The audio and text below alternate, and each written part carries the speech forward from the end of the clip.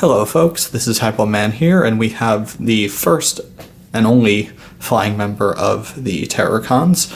This here is Cutthroat, to use his G1 name, or to use his newly designated name, he is Windraiser. It comes down to a similar thing as Sinner Twin in this case. I think they either lost the copyright to the original name, or we're trying to make him a little bit more kid-friendly, seeing as how Cutthroat is a little bit intense. Although you will admit, it is way, way cooler. But yeah, they probably had the copyright. I don't know who else in Transformers history has been Windraiser apart from the original one, who is G2. But, you know, they both fly and they're both evil, so it's not a bad reuse of the name, might as well. This guy tends to be everyone's favorite member, probably, or one of the favorites of the Terrorcons, primarily for how well done his beast mode is. We're going to take a look at that. To say this guy has a badly done beast mode would not be fair at all. We're going to take this out of his mouth. He's one of the only guys on the team that really doesn't look any good carrying this in his beast mode. You can hold it in his mouth and on the side of his leg, and if you really want, you can stick it in his robot mode hands, but nothing really quite cuts it. Get it? Cutthroat cuts it. Puns. So yeah, let's actually take a look at this thing. To go through a quick list of his joints, he's got an up and down hinge for his neck here. His head can point forward or can point straight away.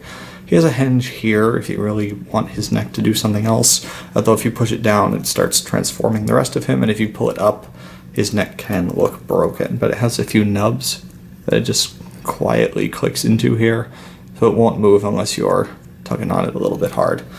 His legs down here have ball-jointed hips, and surprisingly well done, a surprisingly well done hinge here on the ankle. This is a transformation joint, but of any transformation joints that can also be used for posability on this team, this is by far the most useful.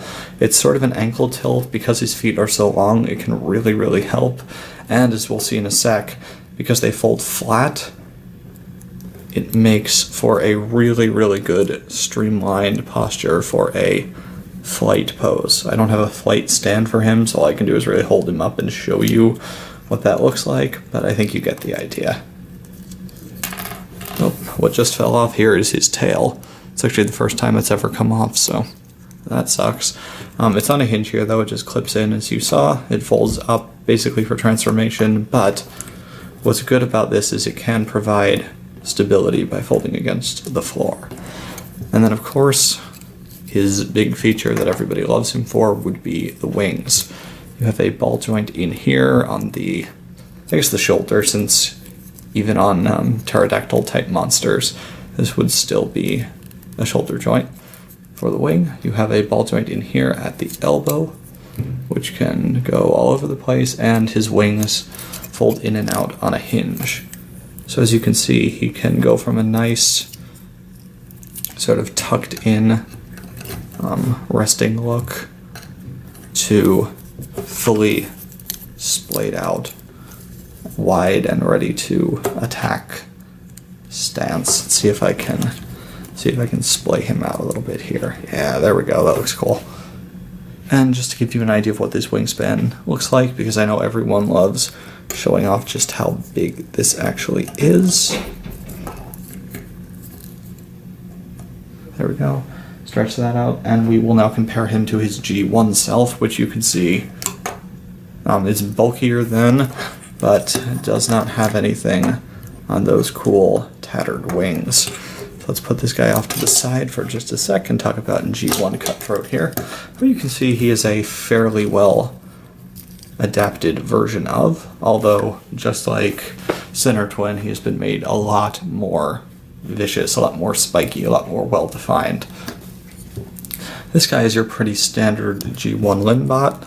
Like most of the other animal mode ones, he's got a hinge here on the legs, which can hold him up, as you saw before, if you get everything done right. His wings don't really pose if you start pulling them back on their hinge. You pull out his arms, and there's sort of on one of those joints where it's hard to get them to stop solidly in the middle, but you can use them if you need to. And then his neck here is on a joint, a hinge that goes up and down. again, you can start using the base of his neck, but you start exposing his robot mode head. And then, as you've seen before in my video of him, he also has this weird joint here, which I still have no idea what it's supposed to be for. But yes, a fairly faithful representation, just like Sinner Twin was, and unfortunately that's kind of the reason I'm a little bit bored with him. Unlike Ripper Snapper or Hunger, he's not just updated and made better or new. He's, faithfully ported over, and then they've put him into the Prime or Terracon aesthetic, which honestly, it feels like the two of them, Cutthroat and Sinner Twin here, it feels like they belong more with like a G1 or a Classics type of Terracon group, whereas the others in the group that we'll see, Hunger and Ripper Snapper, feel like they're more Dragonified, or however you would say it, for Prime. So I'm not entirely sure how I feel about that. By no means is he a bad toy, but unfortunately I'd have to put him right above Sinner Twin as to how much I like him. So if we transform him into his robot mode here, we just use all the joints that we've seen so far, flip his legs up to get these nice little boots, flip out his arms, and there's one extra hinge here to give him shoulder pads and shoulders that face the correct direction, position his arms, hold down the chest piece, which flips up his head, which clicks in nice and solid, and the tail will sling up the back to make him nice and streamlined. And unfortunately in his robot mode, I start to like him less. He's the one that feels the smallest out of all these guys, and it's probably because most of his plastic was used on these wings. His wingspan is huge, and in any pose where his wings are all splayed out, robot or beast mode, it's a little bit harder to tell, that he feels small compared to the other guys, but he's just not as solid or bulky. So if we bring in, I guess I'll put him with his rightful partner here with Sinner Twin, you can see he just looks very, very scrawny. That's because most of his size is in his wings. But let's take a closer look at him here. There's not really that much more we've exposed during the transformation. You can see his hands are in the right place now. There's a little bit of detail on this hollow part on the inside, which is neat. And we've exposed his head. It's hard to see. His head is the most, I guess, normal or basic out of all the head sculpts in this group. But there is something I really like about it, if I can get you to see it. If you look underneath his beady red eyes there, his mouth is actually at a slant, which I'm hoping that's intentional, because it makes him look like he's got this little smirk or grimace on him, like he's really about to enjoy the hunt he's going to go on, which is very, very cool. Here's another reason I kind of don't like him. We're going to talk about the weapon now. So this weapon is something which I really liked with Ripper Snapper. I thought he looked really good holding a crossbow and or axe. Unfortunately, the reason I liked that in Ripper Snapper is the same reason that I don't like it in this guy. It all came down to upper body shape. Ripper Snapper really looks like he's a bulky, strong guy who can swing this thing around and use it properly. Cutthroat, on the other hand, is, as a flyer, as a bird-type creature, he's meant to be more swift, for dive bomb attacks and things like that. Funny enough, the repaint of this guy that came out later on in Prime during the Beast's, Predacon's Rising? Yeah. During Predacon's Rising, actually, they used the name Dive Bomb on this guy. So that's nifty. But this weapon just looks too big for him. I think something like a little sword or something would have suited him better. I think maybe if he had, say, the weapon that Hunger had, something like this, which looks a little bit smaller, would fit his body better.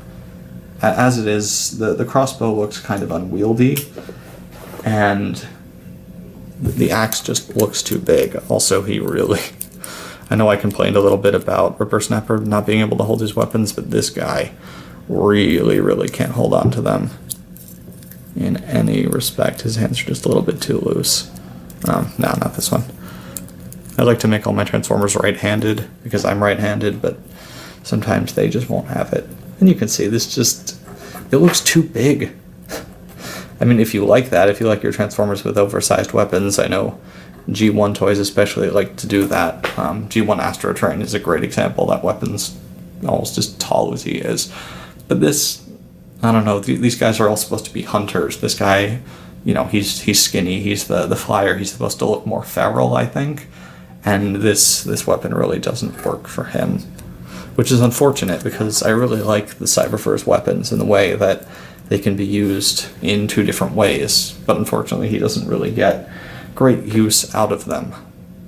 Okay, so we're going to do one final comparison here with Cutthroat and his G1 self.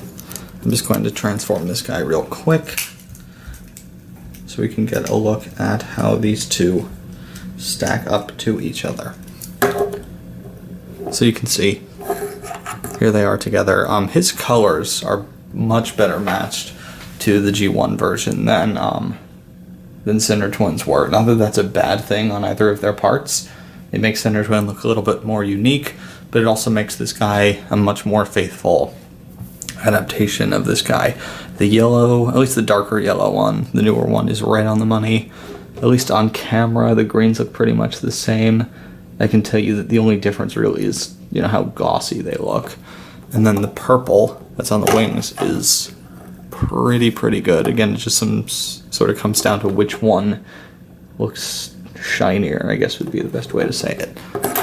And, you know, there's a similar thing to what I talked about with Hunger, that, you know, the G1 guy is much more robotic, animal-looking thing, whereas the more recent version for Prime was designed to look more organic, like an actual creature.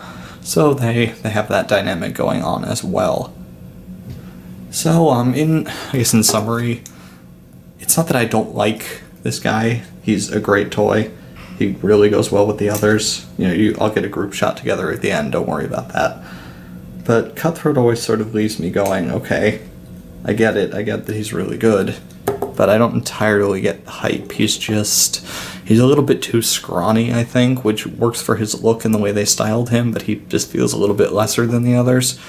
And just like with Cinder Twin, him being just a direct port of the original, sort of, it feels like he doesn't fit in with the other ones. And that's going to be strange next video when I talk about Blot, because he is also a direct port of the original, and that's why I like him and why everybody else likes him. So I'm going to get a little bit hypocritical next time, but for now, this is Highball Man here with Transformers Prime. Hunt for the Decepticons, no. Transformers Prime, Beast Hunters, Cyberverse Class, Predacon, Terrorcon, and Cutthroat.